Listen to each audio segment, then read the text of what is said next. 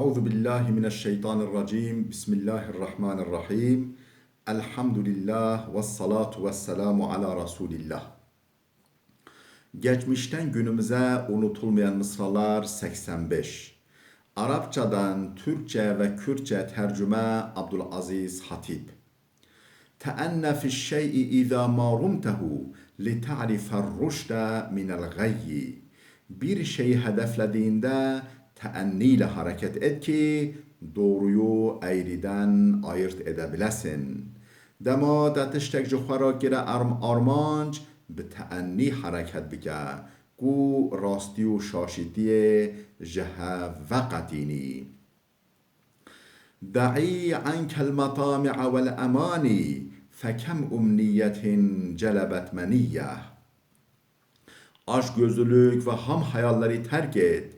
Çünkü ham hayaller felakete sürükler. Çavsuri u xiyalên puç biterikîne.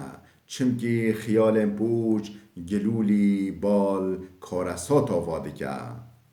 رب يوم بكيت منه فلما صرت في غيره بكيت عليه. Nice günler var ki elinden feryat etmişim. Fakat başka gün geldiğinde öncekine ağlamışımdır.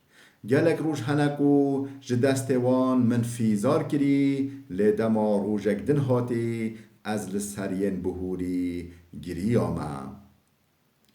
من لم يكن عنصره طيبا لم يخرج الطيب من فيه كل امرئ يشبهه فعله ويرشح الكوز بما فيه. Tabiatı temiz olmayan kimsenin ağzından da temiz ve güzel söz çıkmaz. Herkesin davranışı kendisine benzer. Küp içindekini sızdırır. Kese tabiatevi ne pakış be, ji devevi jî peyva pakış û qenc dernakeve. Giryarên her kese di şibihî wî, çi di denikê da be, ew jê dicirize. فعين الرضا عن كل عيب كليلة ولكن عين السخط تبدي المساوية. Sevgiyle bakan göz her türlü kusura karşı kördür. Kinle bakan göz ise olmayan kusurları da varmış gibi görür.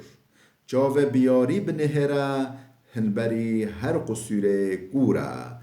Le cave bineyari binehre kusure neyji ve keheyid bina. Selimtu minel aduvi fema dehani siva men kana mu'temedi aleyhi. Düşmanımın şerrinden selamette kaldım da güvenip bel bağladığım kimse beni felakete sürükledi. Ez ji zirara dijmin îman bi selamet lê min ewleyî lê anî û pişta xwe pê girê dayî ez xirandim bar felaketê va. لكل داء دواء يستطب به إلا الحماقة أعيت من يداويها.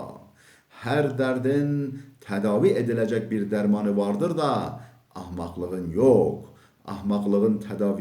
Ahmaklığı tedaviye kalkışan kişi çaresiz kalmıştır.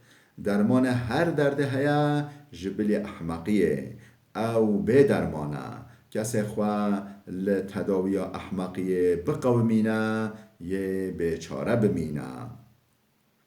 Ma lem yadik hulukul feta fel-ardu vasi'atun aleyhi. Kişinin ahlakı dar olmayınca yeryüzü ona geniştir. Dünyayı başına dar eden kötü ahlakıdır. Kese ahlakı wî ne nexweş tang be ruye arde li wî firaha. Yani ya dünyayê li mirovî tang dike ahlakı wî nexweşe.